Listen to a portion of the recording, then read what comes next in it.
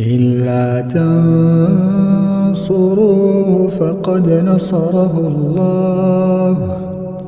إذ أخرجه الذين كفروا ثاني اثنين إذ هما في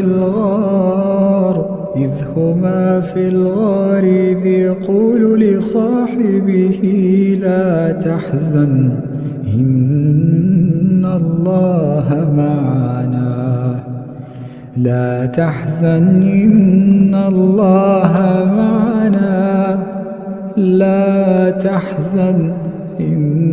الله معنا فأنزل الله سكينته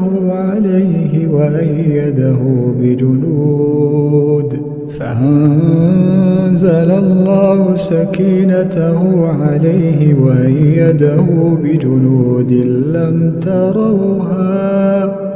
وجعل كلمة الذين كفروا السفلى وكلمة الله هي العليا والله